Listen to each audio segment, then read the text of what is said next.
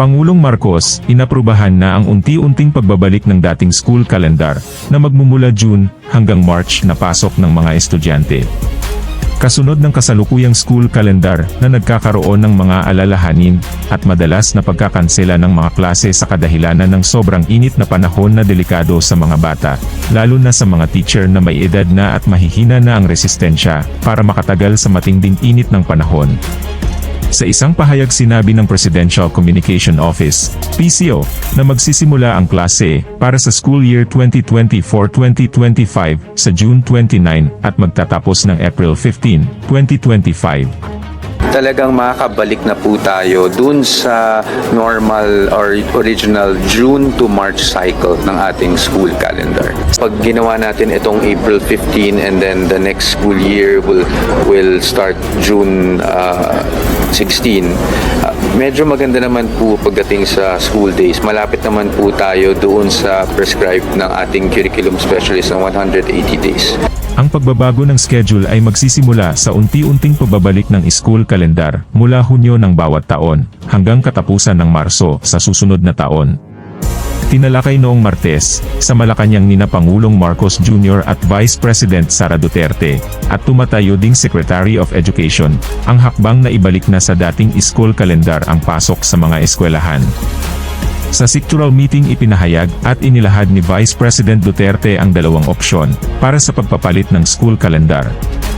Una, ay ang pagkakaroon ng 182 days na pasok kabilang ang 15 regular days na klase sa Sabado.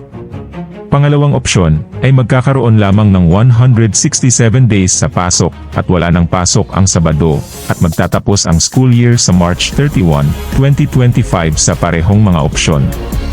Gayunpaman, sinabi ni Pangulong Marcos na ang 167 days na school calendar ay masyadong maikli, dahil ang ganitong pagsasaayos ay makabuluhang mabawasan ang bilang ng mga araw ng paaralan at oras ng pakikipag-ugnayan, at maaring makompormiso ang resulta ng pag-aaral. Ayaw din ng Pangulo na pumasok ang mga estudyante sa paaralan tuwing Saturday, para kumpletuhin ang 182 days na school calendar. Aniya, sa halip na tapusin ang school year sa March 31, dapat i-adjust na lang ng DepEd sa April 15, 2025 para makumpleto ng mga estudyante ang 182 na araw nang hindi kinakailangang pumasok tuwing Saturday.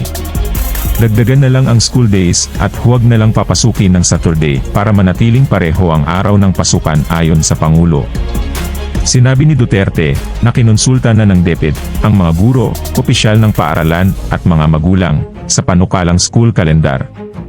Maipapatupad ang pagbabago ng schedule sa mga pangpublikong paaralan, ngunit maaari rin itong gamitin ng mga pribadong institusyon sa pag-aaral kung gusto nila. Ini-reschedule ng DepEd ang pagbubukas ng school year 2020-2021 mula Hunyo hanggang Agosto dahil sa COVID-19 pandemic, kung saan napilitan ang gobyerno na magpataw ng lockdown at lumipat sa online learning.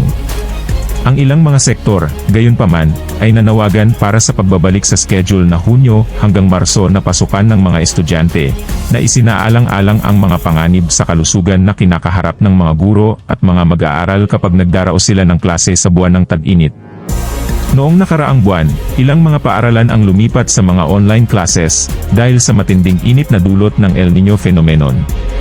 Pinapaigting natin. Nagsisimula na tayo this year, yan yung tinatawag nating school-wide Wi-Fi program. No? So, talagang with itong polisiyan natin na alternative delivery modes, although ngayon, meron naman tayong modular, meron naman tayong mga assignments and projects na pwedeng paggawa. Ideally, syempre, meron din tayong infrastructure for yung ating online naman na learning. That is why, kakibat nun, talagang we are strengthening that part of our services.